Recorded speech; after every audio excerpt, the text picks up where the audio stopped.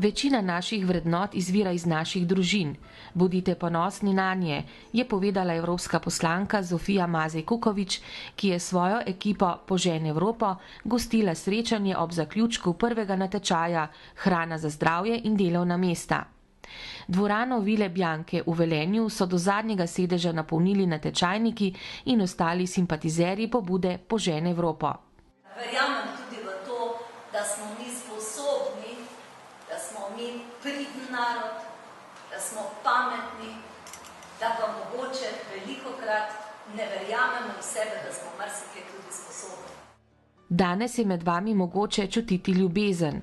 Čutim premik, ki smo ga dosegli s tem projektom in navdušenje nad vašimi pridnimi rokami, nad znanjem in izkušnjami, ki jih lahko prenašate na mlajše generacije. To je največje darilo današnjega večera, je še dejala. To, da je Slovenija dežela zdravja, pomeni marsikaj, pomeni seveda tudi hrano. In danes so že nekateri, ki mogoče menjajo ta naš projekt s tem, da si gremo mi poenostavljeno povedano pač kmetijstvo.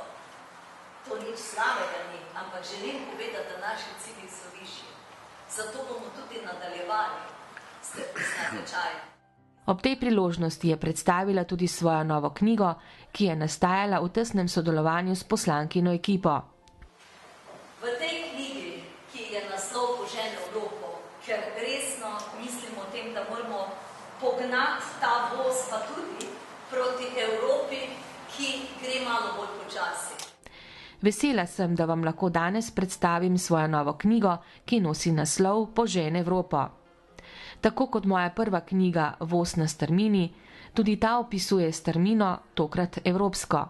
Knjiga vsebuje moje delo, moje politične trditve, del knjige pa je namenjen vam, udeležencem natečaja Hrana za zdravje in delovna mesta. Hvala vam, zaradi vas je ta knjiga danes tudi končana. In vi, ki se niste odločali za projekt zaradi tega, ker bi se morali počutiti za to politično opredeljene, in sem to tudi posebej napisala v knjigi, ampak ste se odločali za to, ker verjamete v ta naš potencial. Verjamete v to, da je treba več spoštovanja in več ljubezni do zemlje obuditi. In ne nazadnje povezati motiko z računalnikom. Mazej Kukovičeva se je dotaknila tudi trenutnega gospodarskega stanja.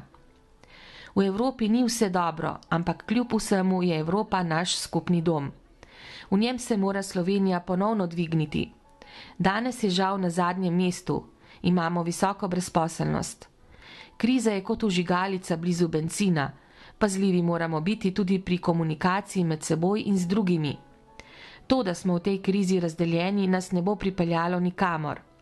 Sami moramo vzeti stvari v svoje roke, saj se sicer nič ne bo spremenilo. Ne govorim samo o kmetijstvu, vrtičkarstvu in receptih. Iščimo priložnosti, na katere smo pozabili. Ni nujno, da v zemlji priložnosti najdejo samo kmetje. Tukaj je tudi uporaba interneta, informacijskih tehnologij in uporaba tržnega znanja. Mladi morajo biti aktivni in ne pasivni. Med prijavljenimi natečajniki smo zaznali skoraj 50 podjetniških idej, ki se jih mogoče sami niti ne zavedate. Hitrih rešitev žal ni. Vseeno pa je potrebno začeti že danes, je prisotne mlade nagovorila evropska poslanka. Ampak tudi danes imamo ogromno znanstvenikov, ki so dobri, ogromno umetnikov, ki so dobri, ogromno kmetov, ki so dobri, ampak vse to vpliva drug na drugega. In prinesti prvič politiko iz Bruslja na slovensko zemljo, drugič pa prinesti znanje iz inštitutov pa do vas, do vaše zemlje. To je bil cilj. Prinesti vse skupaj, da to živi. Srečanje je služilo tudi razglasitvi rezultatov natečaja Hrana za zdravje in delovna mesta, na katerega se je prijavilo kar 156 natečajnikov. Ocenjevalna komisija je strnila svoje vtise, saj je pri svojem terenskem delu pregledala večino Slovenije in zbrala več kot 300 receptov s predlaganimi kulturami: ajda, stročnice, jagodičevje in česen. Poslanka je natečajnikom čestitala: zmagovalci ste vsi, ostanite še naprej zgled vsem nam.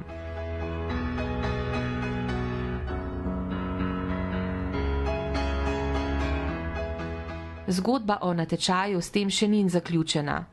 Evropska poslanka in njena ekipa namreč že pripravljata nadaljevanje natečaja, ki bo ponudil nove možnosti sodelovanja in povezovanja.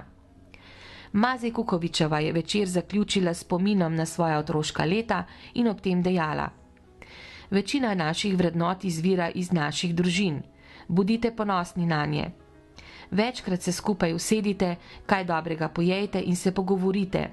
Verjamem v vas, da boste obdržali te vrednote in jih širili. Gremo smelo v prihodnost in z glavo in s pametjo in s pridnimi rokami skupaj lahko premagamo to krizo, če tudi bo dolga. Hvala.